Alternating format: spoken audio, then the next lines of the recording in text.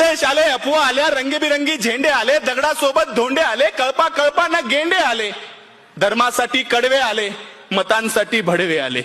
दंगल पेटली, घर पेटले, हलक्या मेंदूचे पेटून उठले, गाड्या तुटल्या, काचा फुटल्या, यात माणसांचं मरण झालं, ब्रेकिंग न्यूजला कारण झालं, पत्रकार घटनेच्या खोलात गेले, घटनास्थळीचे जेलात गेले. त्यांना जामीन द्यायला आलं कोण? झेंड्यावाले का धर्मावाले? आले माय बाप आणि भाऊ. चल दंगल समजून घेऊ, खरं खोटं तपासून पाहू. की हे जे काल झालं त्यात फक्त गरीबाचं हाल झालं. हे जे काल झालं त्यात फक्त गरीबाचं हाल झालं. पोलिसांना उडकली, त्यात सगळी पोरं अडकली. मग दाखल केस, दाखल शिक्षा, मग कशाची शाळा आणि कशाची परीक्षा.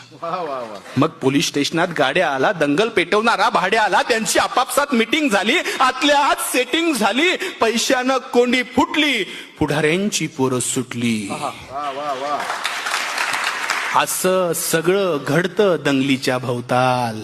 असं सगळं घडतं दंगलीच्या भोवताल. पेटवणाऱ्याची सुटतात, बाकी भाकरीसाठी मवताल.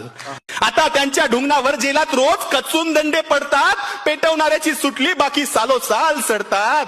असं सगळं दंगलीमध्ये होत असतं भाऊ.